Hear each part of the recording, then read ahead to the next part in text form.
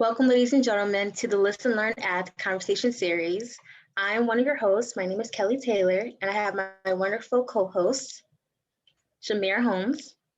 Good evening, everyone. So today we're going to start off about learning about Live Girl. And Live Girl was founded in 2014.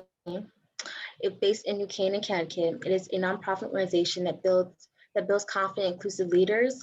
Our mission is to prepare the next generation of diverse, brave female leaders with skills, community, and connections so that all girls may thrive and make positive impact of the world. So our mission statement is to contribute to a world free from both gender and racial inequalities.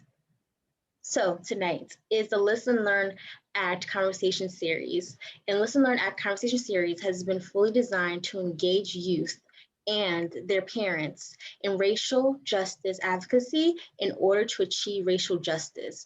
We must learn, and listen to, then amplify the voices of colors and experience.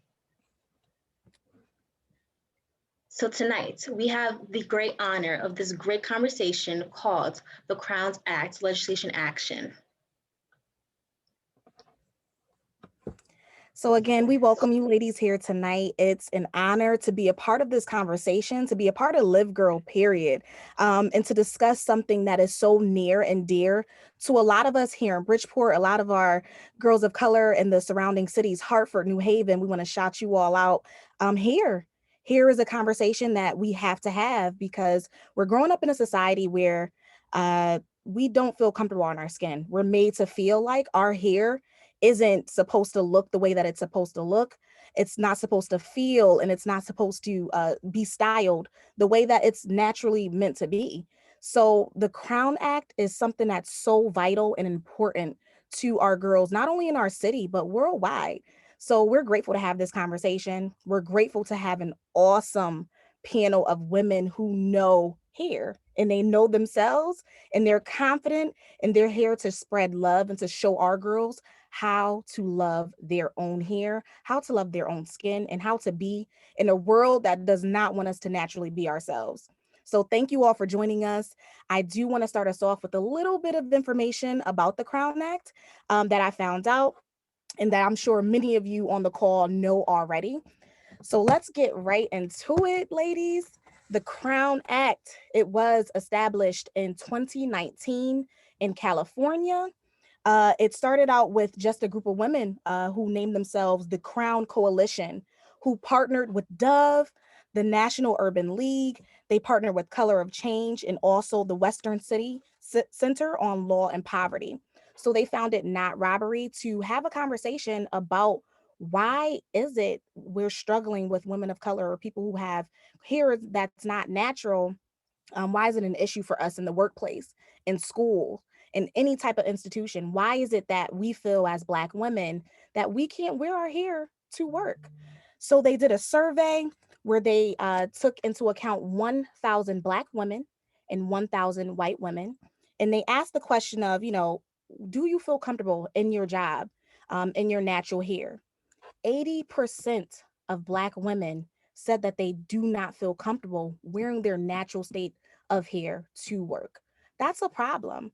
And then also they found that Black women is 1.5 more times likely to be sent home from the workplace because of their hairstyle. If that's not a problem, I don't know what is. So again, this conversation is so, so vital. And at the end of this call, you'll find out what we can do here in the state of Connecticut to move this initiative forward, to make sure that we continue to uplift women in their natural state, loving their hair, loving themselves, and being embraced for being who they are.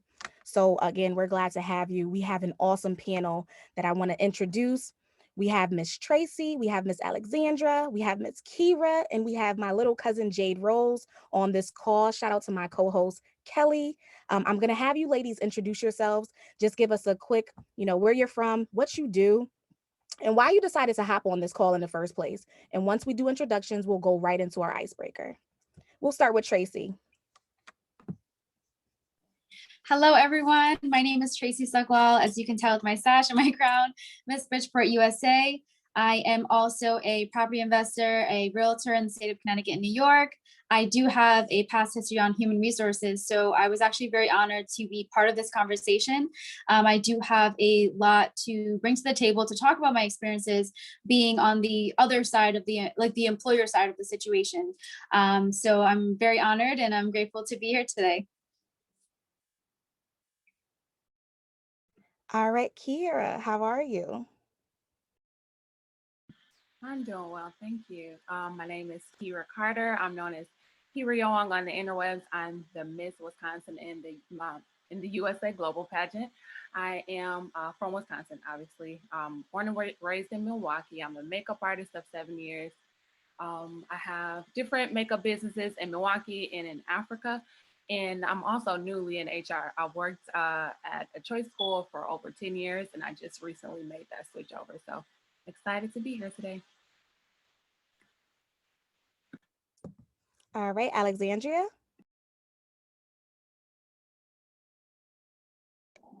Hi everyone, my name is Alexandra. I'm a Bridgeport, Connecticut native. I just recently graduated from Temple University in Philadelphia, and I currently serve as the Director of Operations for the Black and Brown Coalition of Philadelphia.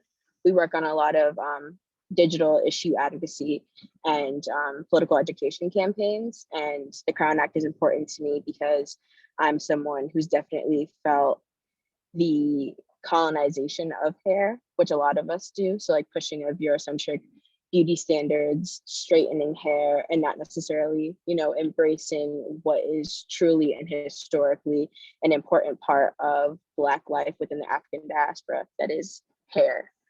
So this is important to just our own agency as Black women or women of color in general.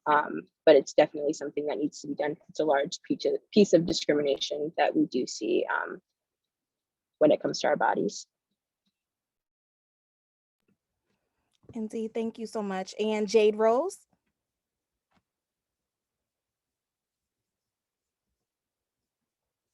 I just saw JR on the call. So Kelly, if you just want to one more time, just give an introduction of yourself and I'll do the same. And then JadeRose will probably hop back on. Hi everyone, my name is Kelly Taylor. I am the Equality and Inclusion Intern for Live Girl. I'm so honored that you ladies and guys can join this call. This is such an important conversation.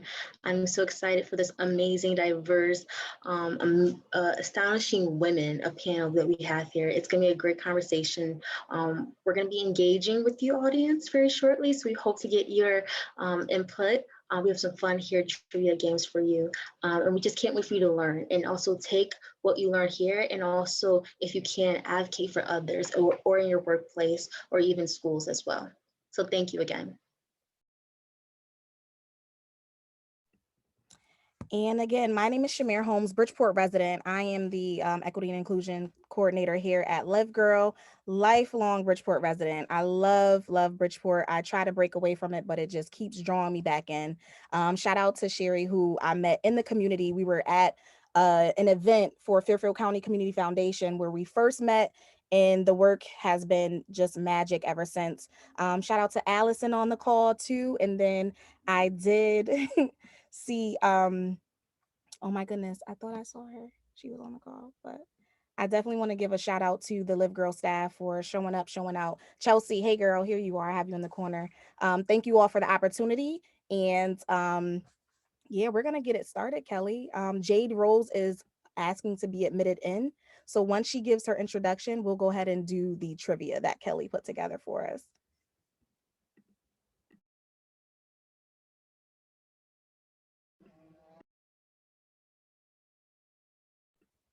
She may be having some connectivity issues. So Kelly, we can go ahead and start with the trivia.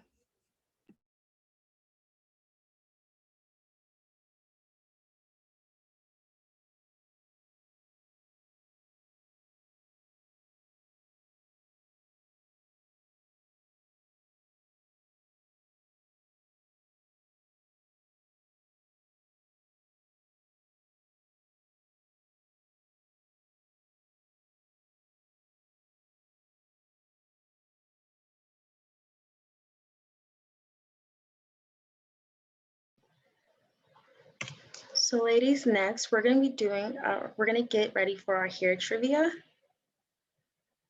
Okay, so this is going to be the interactive piece component of tonight's Listen, Learn, Act conversation series. So there'll be a poll shortly, but even if you're having trouble accessing the poll, you can also write in the chat what do you think the answers are.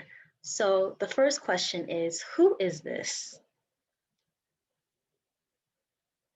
And you get 15 seconds too.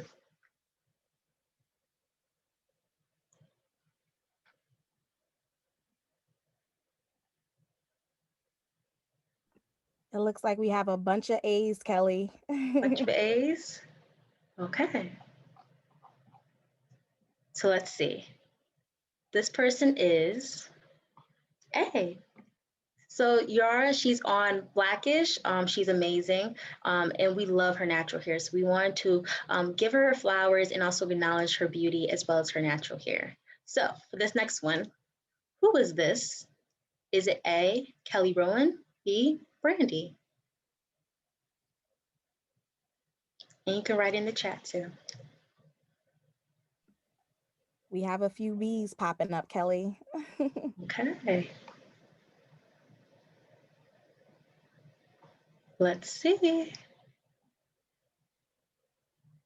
It is Brandy. Congratulations. Okay, so next question is, who is this?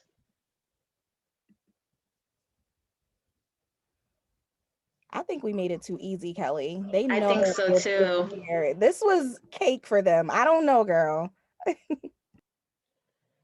You're coming. Forever First Lady. I love Sherry's answer. It is Michelle, our Forever First Lady. Okay, the final one. Who is this?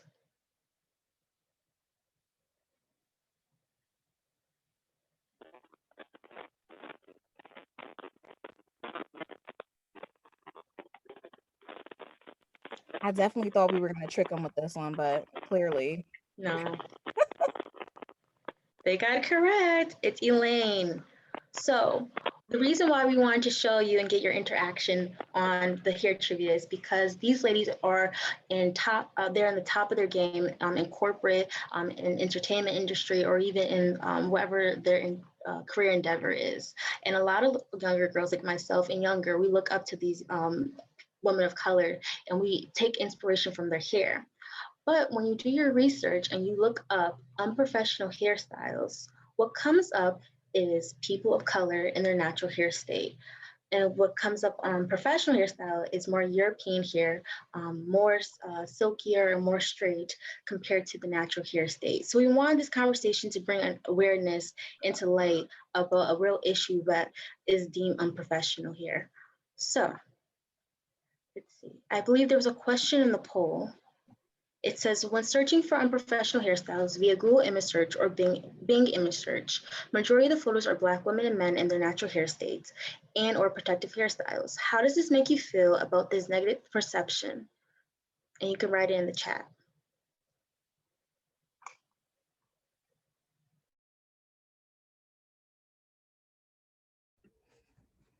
Kelly, repeat the question one more time. Okay. When searching for unprofessional hairs via Google's image search or Bing image search, majority of the photos are Black women and men in their natural state and or protective hairstyles. How does this make you feel about this negative perception?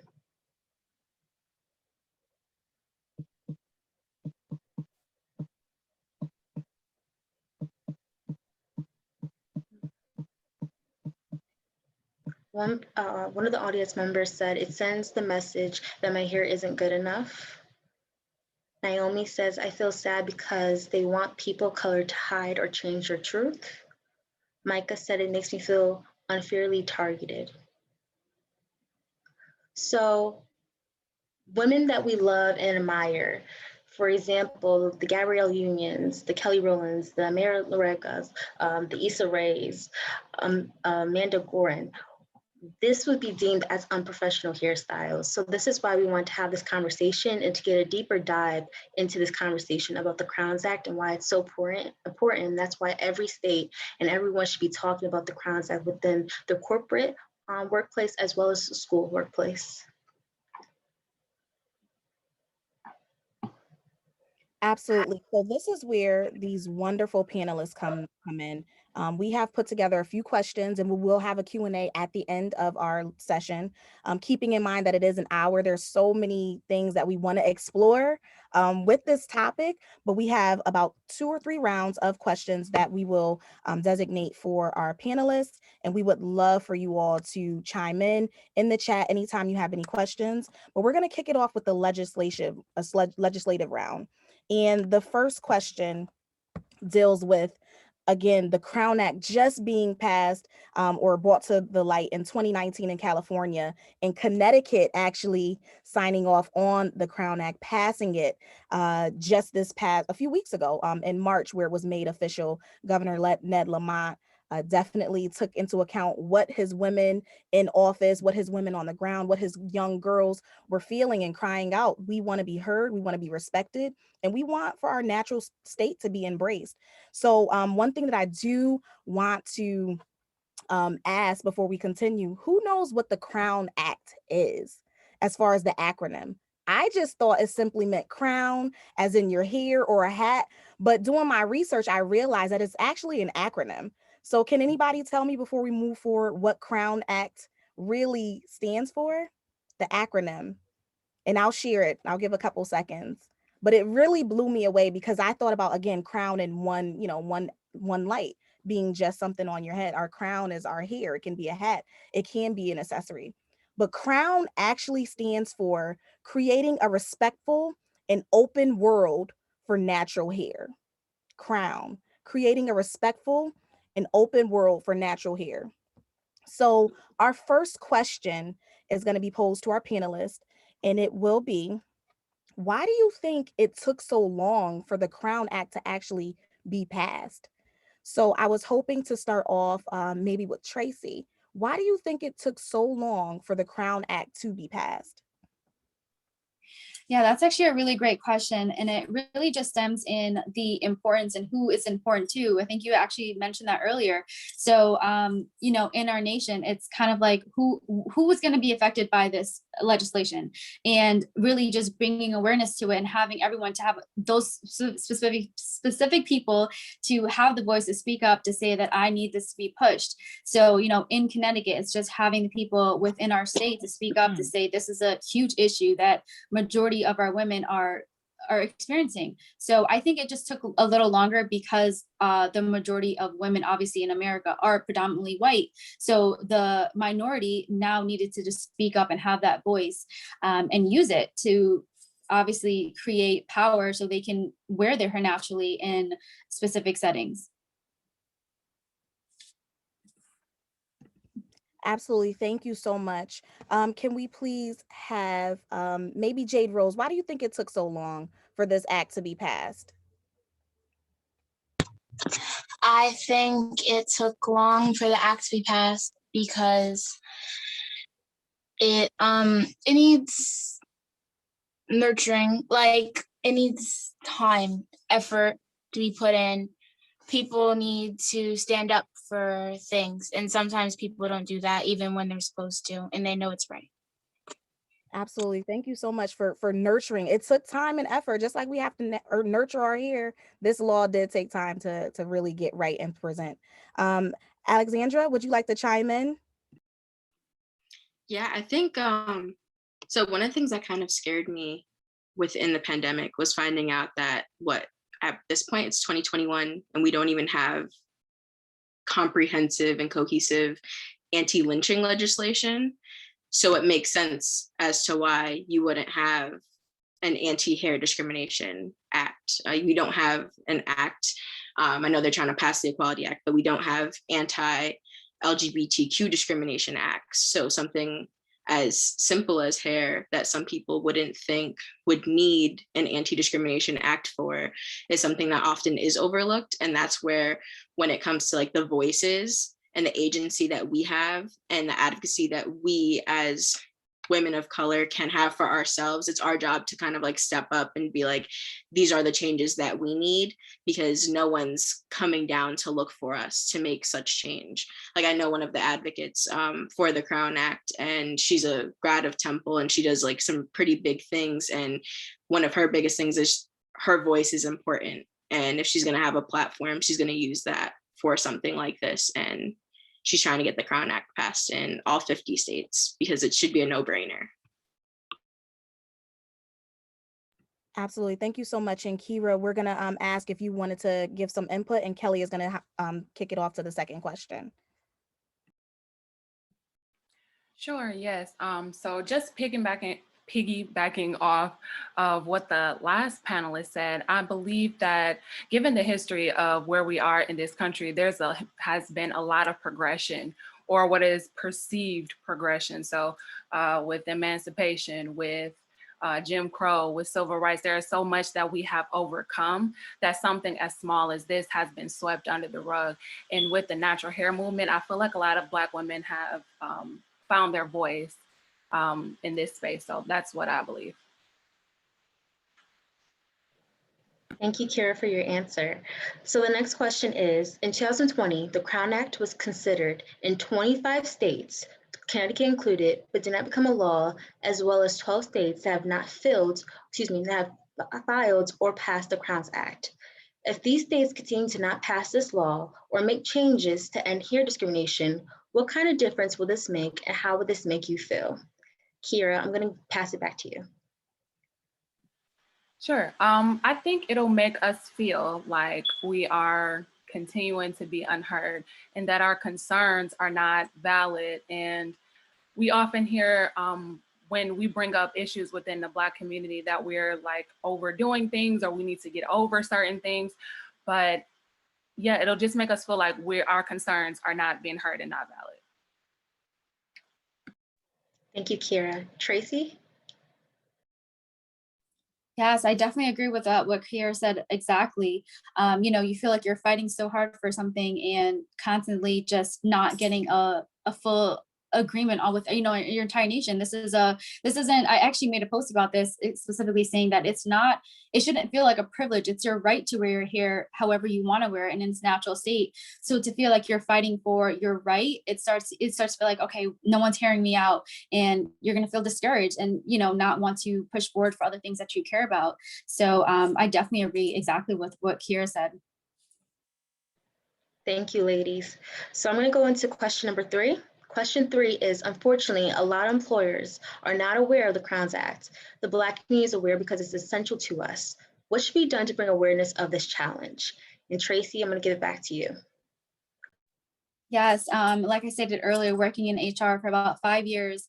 When I first started, actually, I was like kind of thrown into the field and like a really big position in HR.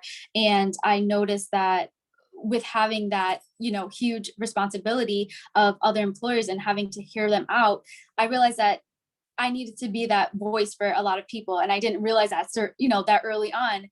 I think what needs to be done right now, about spreading that awareness, it can't only be placed on the employers. It really is a responsibility of your diversity and inclusion department, if you have one in your job, if you have an education department, and especially HR. Those are the 3 people you're going to want to go to. Say if you are a woman of color, if you're a Black woman, and you feel like you're being discriminated, or they're not talking about the Crown Act at your job, you're going to want to go to either a director, HR, someone in that department, and speak to them and say, why are we not having education on this? Why is there not a seminar that we should be going to? Because that is their job.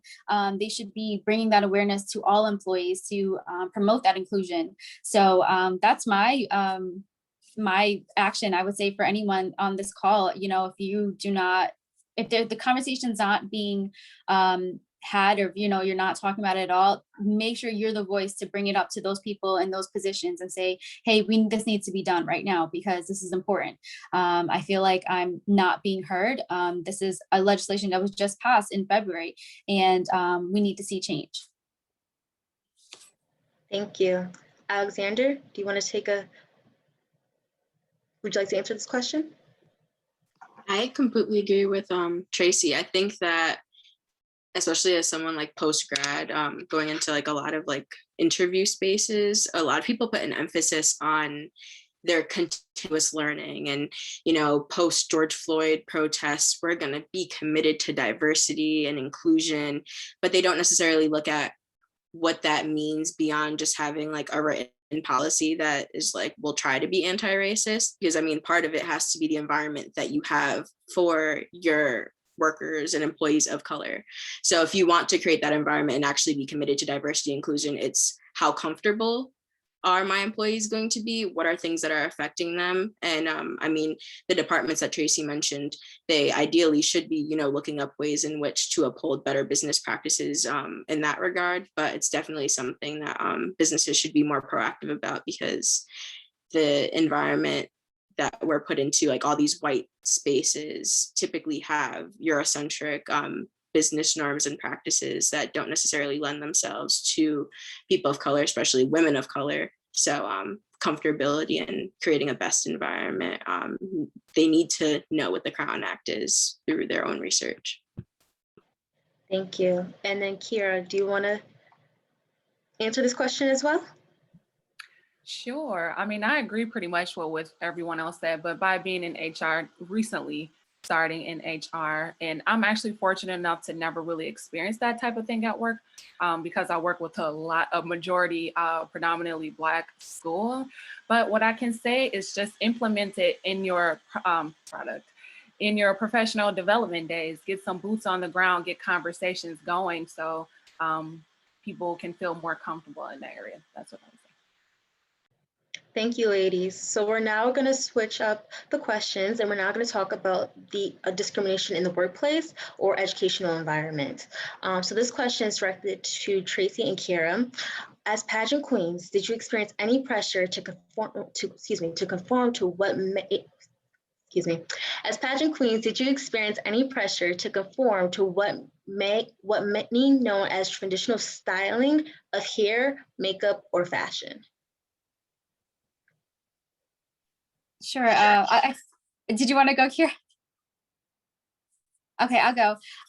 So I honestly, I don't think the pressure was put on by my organization or the director per se. I think it was just on myself. I put it on myself, looking at, you know, before I decided to compete, I would look online on what Miss USA looked like. And it wasn't that's not my skin tone. It wasn't my natural hair. So when I did my big chop, I went like 3-ish years ago, because I dyed my hair, straightened it, so many stuff. So my hair started growing back like really curly. And I was like, oh my gosh, like natural pattern. I was like, I don't know if I want to rock this on the Miss USA stage, because I don't know if they're going to like this, or if they're going to, not they're going to necessarily take points off, but it's not their idea of Miss USA that they're going to like.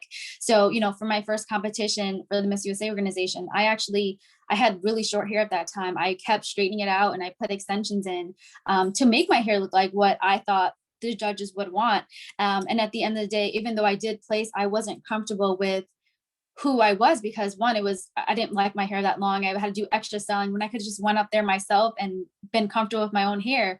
So I think most of the pressure has definitely been put on by myself, and seeing what other individuals who won, and realizing that I didn't look like that.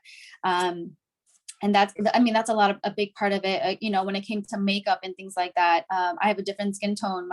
Even my hair texture is very different. Like it just takes different type of care to get my hair the way I want it to be. So when you have a stylist who doesn't have your skin complexion and hasn't worked on your skin complexion before, it gets difficult, because you're like, do you have that shade, or, you know, that kind of stuff. So I did experience that part of it, but like I said, most of it was really just put on by myself, and seeing that I wasn't what I thought Miss USA should be. Keerah? Yeah, I guess kind of the same thing. So my first pageant was like 11 years ago. I'm telling you my age. I was 18 then, and that was when I first went natural. Actually, I had a TWA, so my hair was like almost a buzz cut.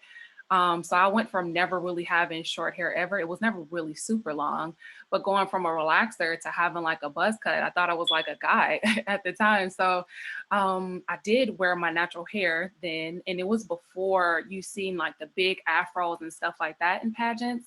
So yeah, there was pressure there, but I kind of didn't have a choice. I just wore my hair then. So yeah, that was my experience. Thank you. So Kelly, I want to chime in. I want to bring JadeRose into the conversation. We have a question for her specifically. We asked if JadeRose has ever experienced her classmates touching her hair without permission, and if she had a problem with it. So JadeRose, would you like to share your response for that question? For the question about my classmates, some of my classmates do touch my hair without my permission, but it doesn't really bother me that much because while they're touching my hair, it's usually because they like it and they're giving me compliments and stuff. Absolutely. She has the best puff. So y'all have to check out the picture on the flyer. That's her in real life. So let's give it up for JR. She is very stylish. And shout out to her mom who's on the call too. I want to say that she does take very good care of her hair, and her mom is natural as well. So when you see that thick stuff online, you will be envious, girl. So shout out to you ladies for just being a team and being creative with your hairstyles. We're going to move right along. These next questions, again, are geared towards, we had the legislative piece already, and we also had, adult voice. So according to Dove, Black women, again, I mentioned, are 1.5 times more likely to be sent home from the workplace because of their hair.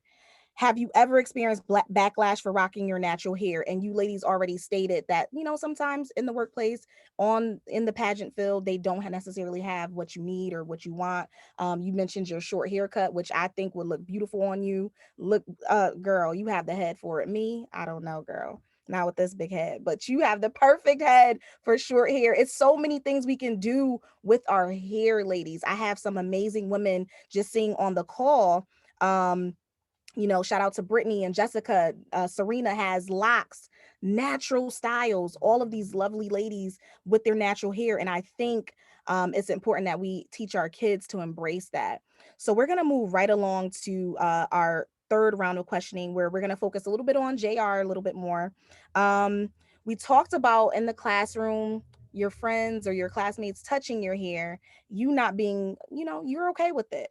But let's talk about, how it makes you feel knowing that your hair, JR, could potentially make your classmates or your teachers or your future employers uncomfortable. How does that make you feel knowing that there had to be a law put in place to embrace you in your schools and potentially your future workplace? It makes me very disappointed that some people think that way about my hair and my hair type. Hair is a way to express yourself, and I don't think there shouldn't have to be a law. People should just automatically let people do what they want to do with their own hair. Absolutely. And I'm seeing in the chat too, I want to make sure you ladies are a part of the conversation. We have Miss Dawkins, who says she was actually sent home before for her hair. I would love to flesh that out when we have our Q&A session, because that is definitely something I would feel like is unacceptable. Earlier in the chat, Charlene mentioned that her cousin is going to be working in Fairfield, and she was so worried about her hair. And Charlene told her, if you know Charlene, she told her, girl, wear your hair anyway. It does not matter what they have to say. So these are things happening in real life. Bailey's on the call. How are you? And I'm definitely looking forward to hearing more about your stories. That way we can bring it back to Live Girl and do our part. And we do have an action at the end of this call. So we're going to hop right back into the questions. Before we do that, Jessica said, in the workplace, I've been asked if someone could touch my hair. Yeah, at least they asked, but Jessica has the prettiest twist out ever. So I can see people wanting to touch your hair. I want to touch your hair. So we have some beautiful different styles on the call. So we're going to get right back into the questioning. Kelly, did you want to go into, let's probably do the cultural appropriation. Okay, ladies. So our question is, does it concern you when your traditional styles are recreated and culturally appropriated while giving reference and or acknowledging the origins? For example, in 2008, a proactive hairstyle of braids called Fulani braids or Bo Dirk braids were reintroduced to the fashion world.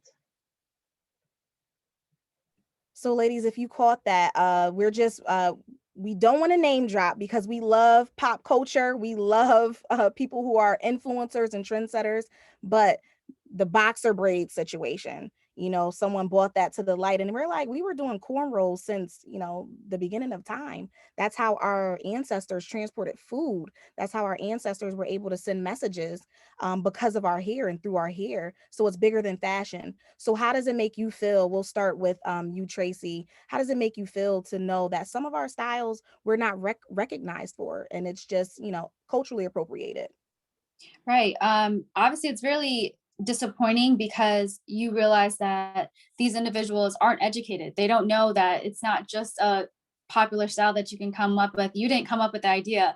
It's actually a protective style or something that you know, other individuals had to wear to that's only the way their hair could be you know, put together. So for me, when I see other individuals thinking of it as just a new cool thing to do, it just really just upsets me, because I feel like they need to be educated on, and just learning to appreciate other other people of color and their culture and where they come from. Myself, I'm Guyanese, but even in Guyana, we have a mixture of Indian and African descent. So for us, we have a huge culture. So when we see other people just kind of using our culture just as a show, or West Indian culture as a show, sometimes it's like, no, actually it's rooted in, you know, where we come from and a lot of our ancestry. So, you know, when I see that kind of stuff, it definitely does frustrate me. And I always use it as an opportunity to educate people, you know, that this stuff is rooted in other people's cultures. You have to respect people and, you know, what they come from. Absolutely. Keerah, would you mind contributing? Sure. I think it is a matter of perception, right? So a lot of what is a tradition for us or our culture is looked at as just pop culture. It's a trend that just comes and goes, like bell bottoms come and go, like things just come and go. And the issue for me really, and for a lot of us, I think, is when there's just no acknowledgement. There's no reverence, there's no acknowledgement that this is what someone has been doing for a long time, and it's just being made like it's something new, or it doesn't, not that it belongs to someone or in, you know, it's mine and you can't have it, you can't use it, you can't do it. It's not like that. But when there's just no acknowledgement that this comes from somewhere, that is where the issue lies to me. Absolutely. Absolutely. Alexandra, your take? This is something that we definitely like touched on within our media courses within the Africology department.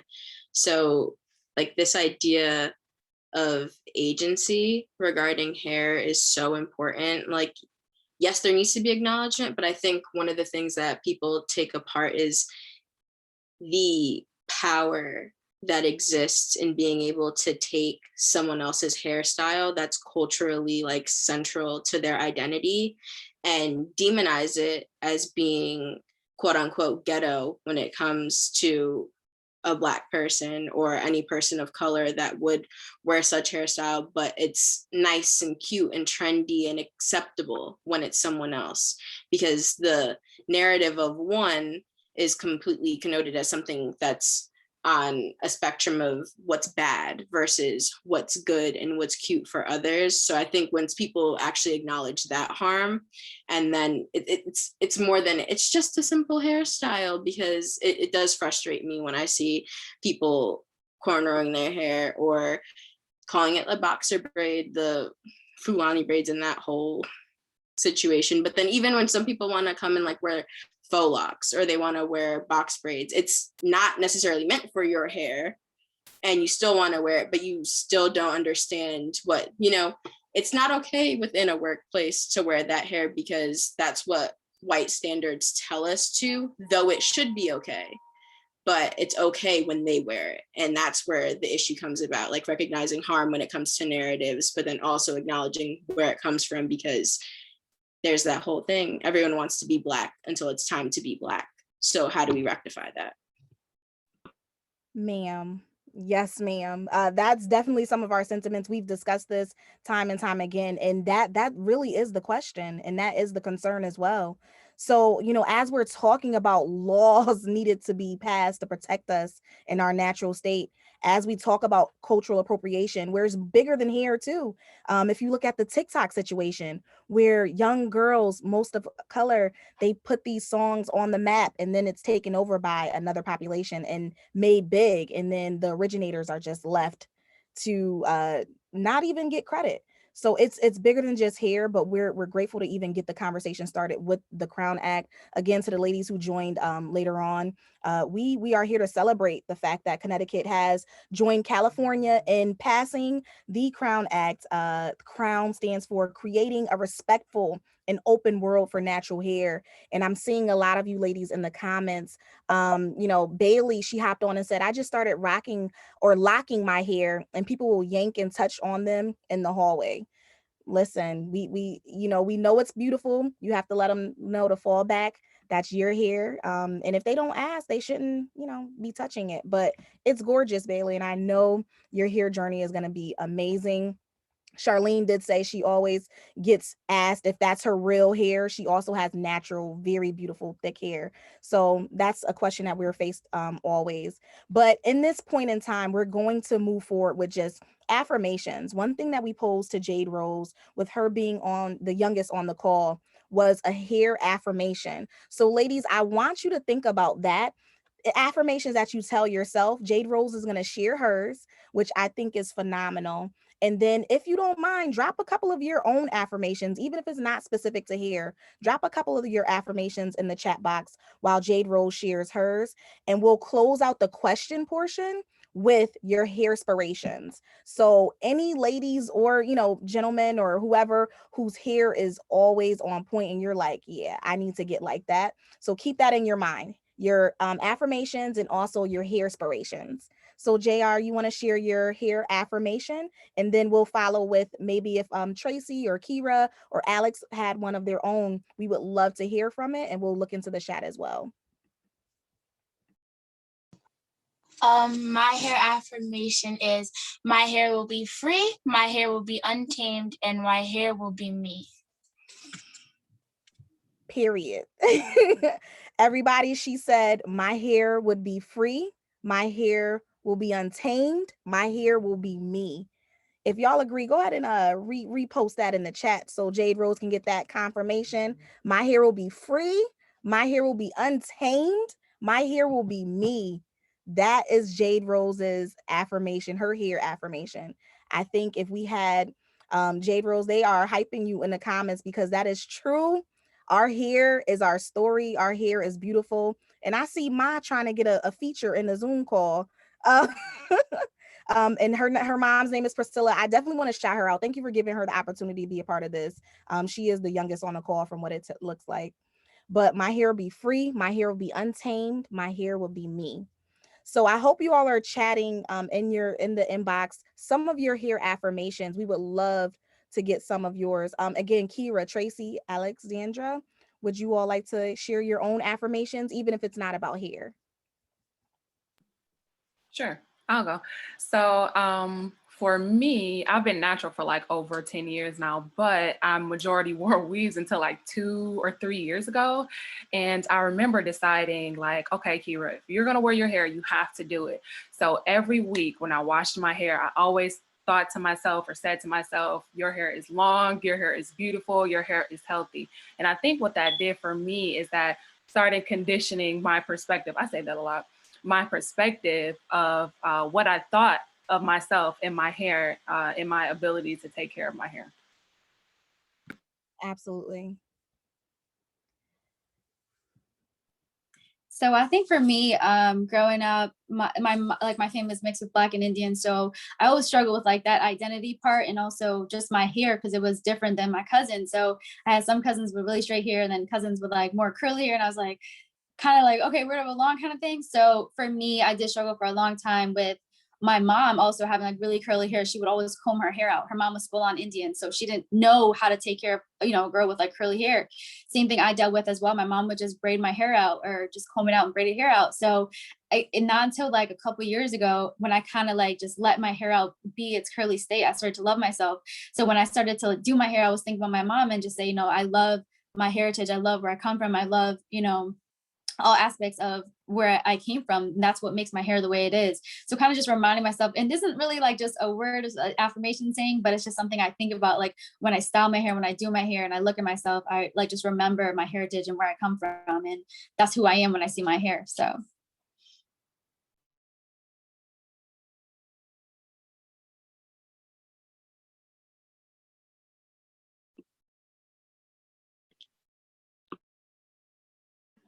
Shmary muted, but I think you're Oh, good. yeah, I was saying there was one in the chat and I didn't know if Alex wanted to intervene, but Charlene said, "This is my hair. You don't like it. I don't care because it belongs to me and only me. Say what you want.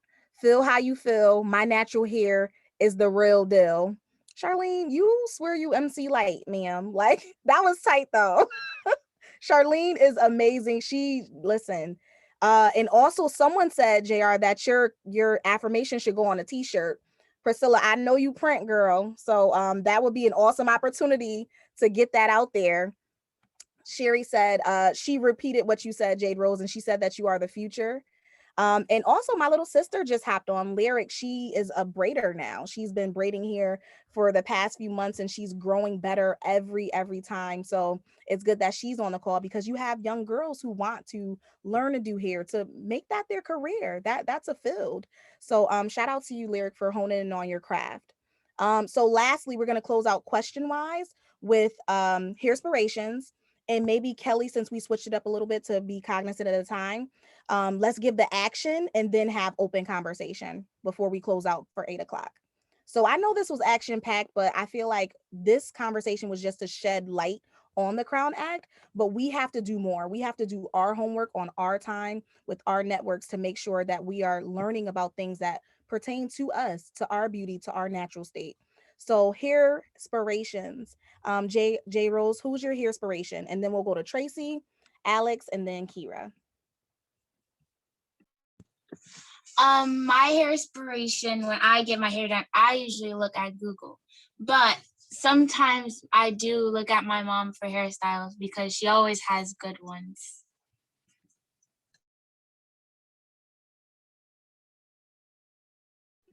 Thank you. Tracy? Yes, so actually that's a really good one. I didn't even think about that, using my mom as a hair inspiration.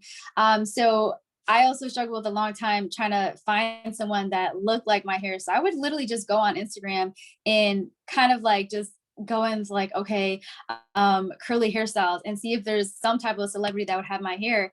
And I actually for a long time started following, I don't know if anyone knows, it's Miguel, his wife, I think her name is like Nazanin or something like that, but she also has a similar heritage as mine. She has that curly hair that, and I started kind of just copying her a little bit of hairstyle. My hair's a little curlier than hers, but that's my hair inspiration.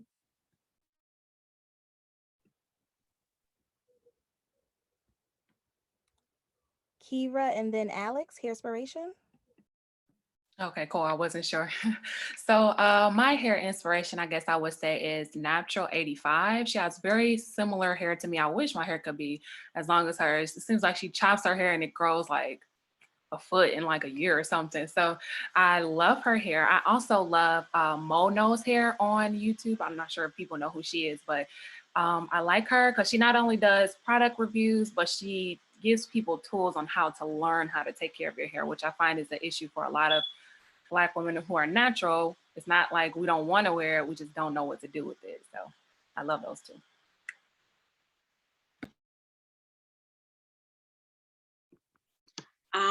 I would say my hair inspiration, I would like to preface it by I went to predominantly white high school. So I was one of the people who like straightened my hair all the time. So when I got to college, I chopped it off. Mine was actually one of my RAs. I had the privilege of going to a PWI, but at that, one of the dorms that I lived in, we had all Black women RAs. So they would just gather all the Black girls within the dorm and we would do self-care Sundays. And we would literally sit there and do each other's hair. So like for me, that was, okay, you can actually do your hair because there's people who either have curlier hair or less curlier hair than you, but like, you're going to invest in yourself. And I think that's also my like hair quote thing, like you're your own investment. your hair is a part of that. So invest in yourself, whether that's spending a bit more on a product or taking more time for yourself, because it's essentially just self-love. Absolutely.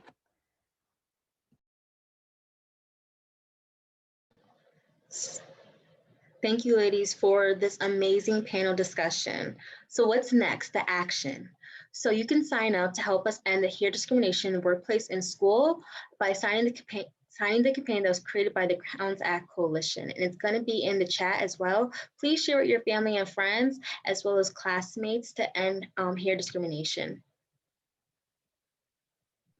Absolutely. And also, we at Live Girl would love for you to post a picture on Instagram and hashtag Live Girl, hashtag Crown Act, and your favorite natural hairstyle. So that's something that we can do like as soon as whenever, I take my hair down, whenever I get my hair braided by Lyric again. But we really want you to post a picture of you and your favorite natural hairstyle to Instagram, tag Live Girl, hashtag the Crown Act. It'll be fun. It'll be amazing. It'll be something that we can all see and witness each other in our own beauty. Again, this call is just action packed with women who's embraced their natural beauty, and it's a beautiful thing. So again, 2 actions: sign a petition. It's a running petition on the Crown Act website. And then also we're asking that on the ground here in our state of Connecticut, some of you are far, we have Wisconsin on the line, but we can upload a picture to Instagram, tag Live Girl and hashtag Crown Act. And that can be something where we can share throughout our network for other girls in our network to see the beauty that's on this call, the beauty that's within themselves. And Sherry said we'll create an Insta story with the photos and amplify the Connecticut Crown Act and encourage young women to embrace their natural beauty. So again, this call was it was really action packed. It flew by. It is now 7:53. We've talked a little bit about the history and the breakdown of the Crown Act. We've talked about the adult voice in HR, having Tracy and Keerah talk from the HR perspective, but also from the pageantry perspective. We have Alex, who was heavy on her campus community and dealt with issues dealing with social justice and things of that nature. We have JR, who's in middle school, 13, from Meriden, doing some amazing things. Her mom on the call as well in the background. But now we want to hear from you. You have been active in the chat.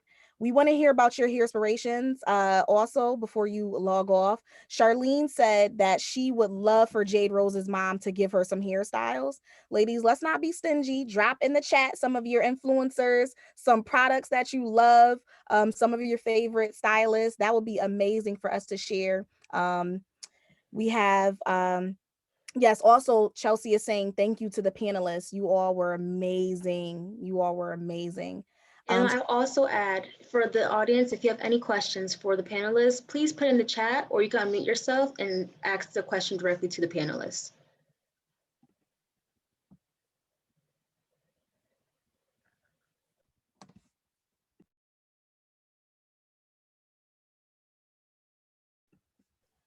You ladies don't have to be nervous, ladies and gentlemen. Okay, we have a couple of questions. So the first one is, Alicia, what advice would you give to natural hair wearers who are uncomfortable when someone touches their hair but don't know what to say? That's up to the panel.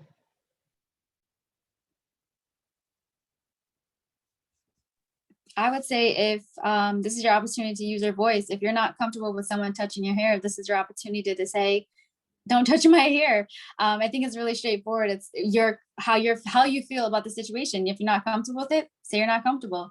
If you're okay, like Jade said at school, she's okay with someone saying, hey, can I touch your hair? And she's okay with that. That's fine. But this is your opportunity to use your voice. It's your hair, your property. So.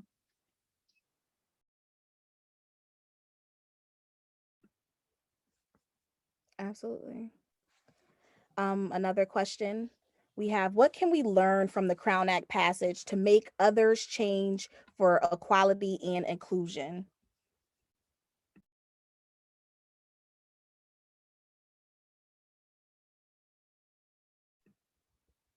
Can you repeat the question? What can we learn from the Crown Act passage to make others change for equality and inclusion?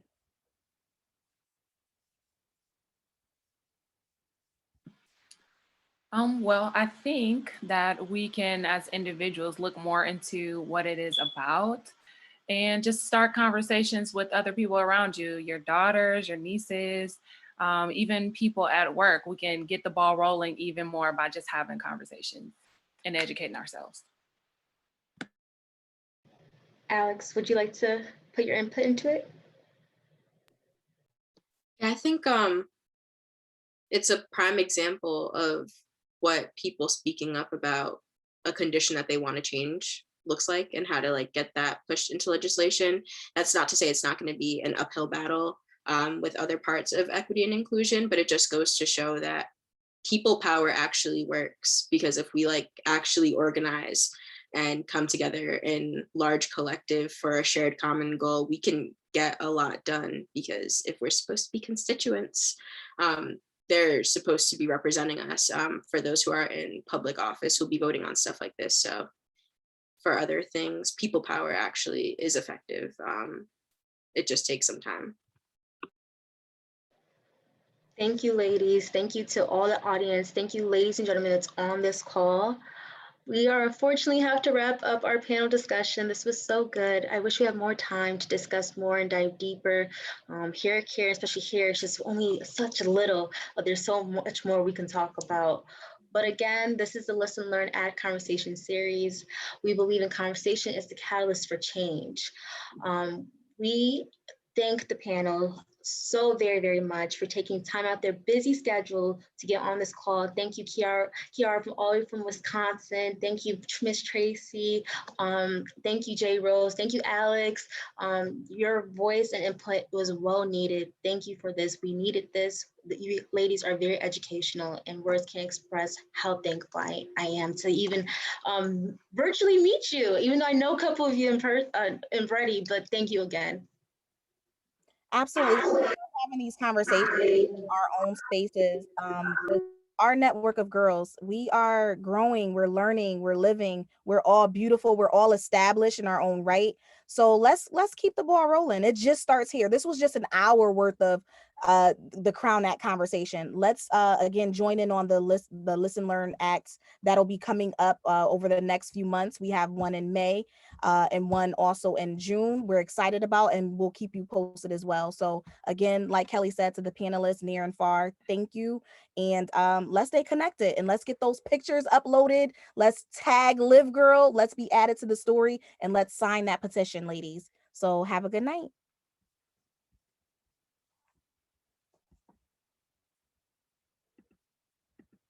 Bye, ladies.